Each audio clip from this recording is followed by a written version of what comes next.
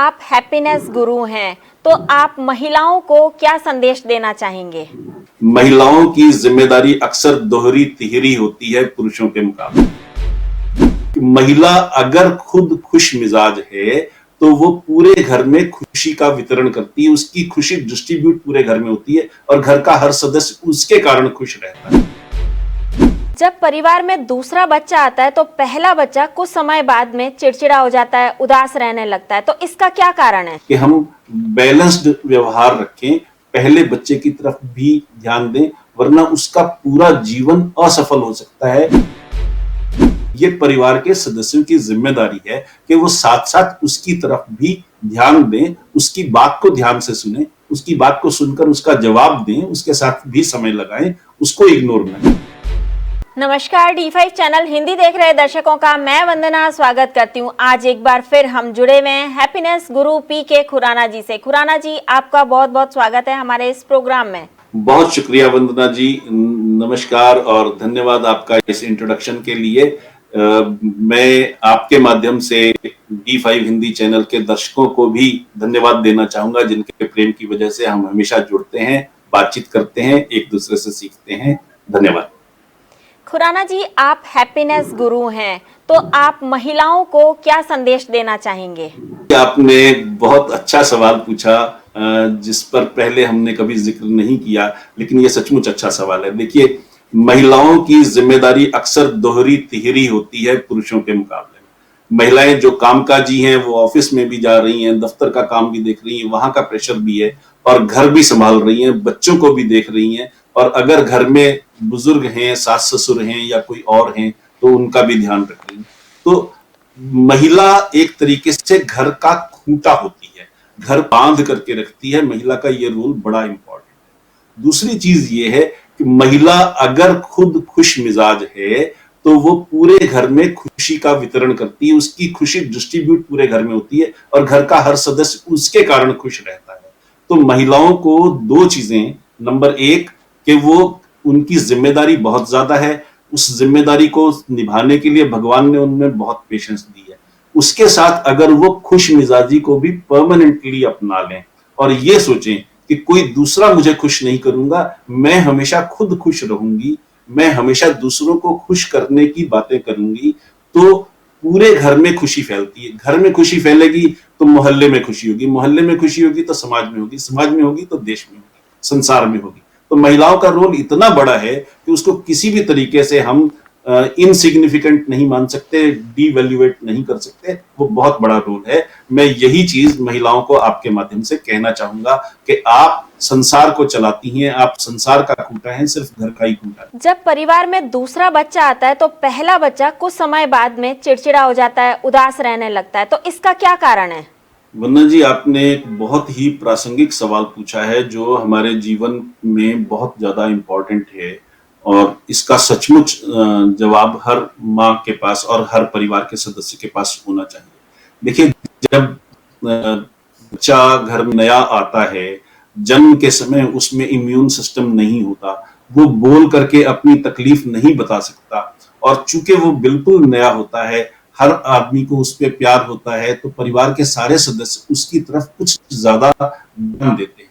और अगर इसके कारण बड़ा वाला बच्चा, पहला वाला बच्चा अपने आप को उपेक्षित महसूस करे या उसे ये लगे कि उसकी तरफ ध्यान नहीं दिया जा रहा, कम ध्यान दिया जा रहा है, उसकी बात नहीं सुनी जा रही, तो उसमें उदासी, चिड़चिड़ापन, डिप्रेशन, ये तीन लक्षण धीरे धीरे आ सकते हैं जो जीवन में उसके लिए असफलता का कारण बन सकते हैं।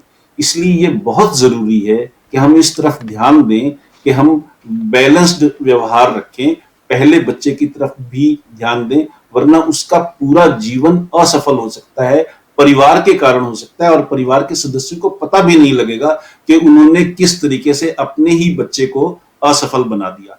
इसलिए ये बहुत जरूरी है कि हम ये ध्यान रखें, बैलेंस्ड सिचुएशन हो। अब मैंने एक बार एक पिछले एपिसोड में एक उदाहरण दिया था, वो उदाहरण यहां भी उतना ही प्रासंगिक है और मैं उसका भी जिक्र करना चाहूंगा, और वो ये है कि जंगल में हम ये देखते हैं, शेर और हिरण दो जीव हैं जिनके बारे में हम जानते हैं। हिरण की speed generally 90 kilometre per hour होती है, प्रति घंटा 90 किलोमीटर, जबकि शेर की 55 किलोमीटर पर आवर 55 मील प्रति घंटा होती है, यानी हिरन की स्पीड से लगभग आधी है। उसके बावजूद हम ये देखते हैं कि शेर हिरन का पीछा करता है और हिरन का शिकार कर लेता है। उसका कारण क्या है? बहुत बहुत साइंटिफिक रीजन है जिस पर रिसर्चर्स ने रिसर्च की है और वो हमारे जीवन में भी उसी तरह से लागू होता है। हिरण जब दौड़ रहा होता है शेर से बचने के लिए, उसको ये पता है कि मैं शेर के मुकाबले में बहुत कमजोर हूं और अगर शेर ने मुझ पर एक बार झपट्टा मार लिया तो मैं मारा ही जाऊंगा। इस भावना के कारण दौड़ते वक्त वो अक्सर पीछे मुड़ मुड़ करके देखता है। अब जब वो पीछे मुड़ के देखता है तो उसकी स्पीड कम हो गई। फिर पीछे मुड़ने के कारण स्पीड कम हुई, उसके कारण उसने देखा कि शेर और नजदीक आ गया, उससे आत्मविश्वास और डिगा और स्पीड उसने कम कर दी। तो 2-3 ये मल्टीप्लायर फैक्टर है कि आपको पहले ये लगा कि आप कमजोर हैं इसलिए पीछे मुड़ के देखा, फिर ये लगा कि वो और पास आ गया, उससे आत्मविश्वास और गिरा, उससे आपकी स्पीड और गिर गई और उतने में शेर ने छलांग लगाई और हिरण पर झपट्टा मार के हिरण का शिकार कर लिया। अब यही हिरण अगर ये सोचता कि मेरी स्पीड तो 90 किलोमीटर है, उसकी 55 है, मुझसे आधी, मैं सिर्फ आगे दौड़ता रहूं, तो शेर किसी भी हालत में उसके नजदीक फटक ही नहीं सकता। तो हम बजाय अपनी स्ट्रेंथ पर काम करने के अपनी कमजोरियों पर काम करते हैं और बच्चे को जब ये लगे कि उसकी उपेक्षा हो रही है तो वो अपनी स्ट्रेंथ की तरफ ध्यान नहीं देगा, वो कमजोर हो जाएगा, वो हिरण बन जाएगा। तो बच्चे को हिरण ना बनने दें, उसे शेर बनाए रखें। ये परिवार के सदस्यों की जिम्मेदारी है कि वो साथ साथ उसकी तरफ भी ध्यान दें, उसकी बात को ध्यान से सुने, उसकी बात को सुनकर उसका जवाब दें, उसके साथ भी समय लगाएं, उसको इग्नोर ना करें। ये बहुत जरूरी। ऐसे में आप माताओं को क्या कहना चाहेंगे? माताओं की भूमिका सबसे ज्यादा होती है घर के अंदर, तो ऐसे में माताओं को क्या कहेंगे आप? देखो, बच्ची सबसे बड़ी और सबसे बढ़िया यूनिवर्सिटी है। जो माँ ने सिखा दिया वो बच्चे के साथ सारी उम्र रहता है। इसलिए आपका ये सवाल तो सचमुच बहुत इंपॉर्टेंट है और माँ के साथ बच्चे का सबसे ज्यादा समय भी लगता है। उससे चाहे कोई भी हो, चाहे बच्ची कमजोर हो चाहे बच्चा कमजोर हो, जब भी कंपैरिजन दो बच्चों में होगा, चाहे दोनों लड़के हों चाहे दोनों लड़कियां हों, जब भी दोनों में कंपैरिजन होगा उससे नुकसान ही होगा, उसका लाभ नहीं होगा। हर बच्चे की अपनी स्पीड है, हर बच्चे का अपना इंटरेस्ट है। कोई बच्चा हो सकता है खिलाड़ी बनना चाहे, कोई बच्चा हो सकता है म्यूजिशियन बनना चाहे, कोई बच्चा हो सकता है एक्टर बनना चाहे, कोई बच्चा किसी और व्यवसाय, कोई पॉलिटिशियन बनना चाहे। इंटरेस्ट अलग अलग हो सकते हैं, तो कोई जरूरी नहीं है कि हम सिर्फ स्कूल की शिक्षा पर ही सोचें। अब देखिए, इस मामले में एक और बड़ी सीधी सी बात है।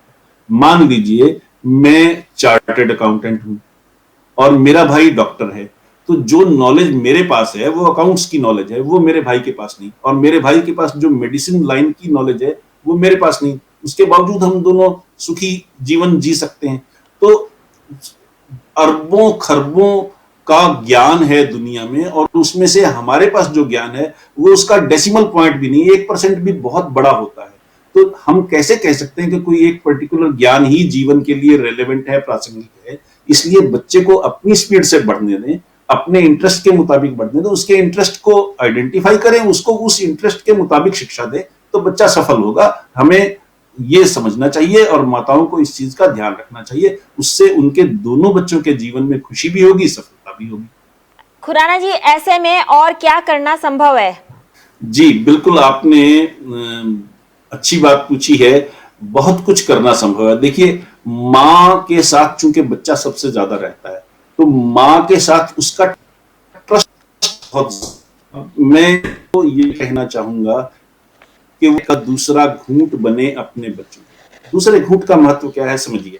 हमें किसी ने चाय दी, हमें नहीं पता वो गर्म है, ठंडी है, ज्यादा गर्म है, ज्यादा ठंडी है, तो पहला घूंट हम हमेशा बड़ी कॉशियस के साथ, सावधानी के साथ भरते हैं।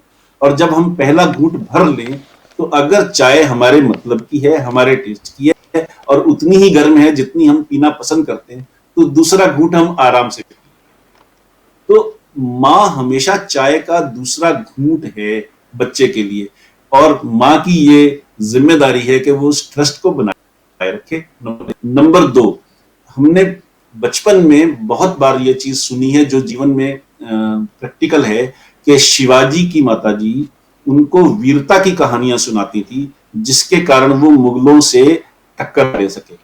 तो बच्चे को सफल बनाना चाहती हैं तो उसे सफलता के मोटिवेशनल कहानियां सुनाइए। वो पंचतंत्र की कहानियां हो सकती हैं, वो धार्मिक ग्रंथों की कहानियां हो सकती हैं, वो आसपास मैगजीन्स में पढ़ी गई मोटिवेशनल कहानियां हो सकती हैं।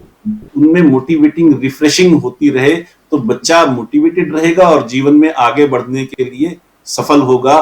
प्लस दूसरी चीज, अगर कहीं असफलता आती है, देखिए हम जीवन में जो भी काम करते हैं, हर काम कभी भी सफल किसी भी व्यक्ति को, असफलता को कैसे मैनेज करें ये समझना भी बहुत जरूरी है, जो माँ उनको सिखा सकती है कि अगर कभी असफल हुए तो क्या हुआ, चलना भी सीखते हैं तो गिरते हैं, तो ये है, और जब आ रहे तो माहिर हो जाता है, फिर वही चीज आसान हो जाती है। तो बच्चे को ये भी समझाना बहुत जरूरी कि असफलता तब होता है जब हम हार मान लें, जब तक हार नहीं मानी तब तक वो, और इसलिए असफलता कोई घबराने वाली चीज नहीं है। खुराना जी, आप हमसे जुड़े, आपका बहुत बहुत धन्यवाद। बहुत शुक्रिया वंदना जी आपका, और फिर से मैं शुक्रिया अदा करना चाहूंगा D5 हिंदी चैनल के दर्शकों का, जिनके प्यार की वजह से हम हमेशा जुड़ते हैं, एक दूसरे से रूबरू होते हैं और जीवन को सुखी बनाने की टिप्स एक दूसरे से समझते और सीखते हैं। खासकर आपके सवालों की खातिर जो मुझे दिशा मिलती है उसका बहुत लाभ होता है। धन्यवाद। अगले एपिसोड में आपसे फिर मुलाकात होगी, तब तक के लिए नमस्कार।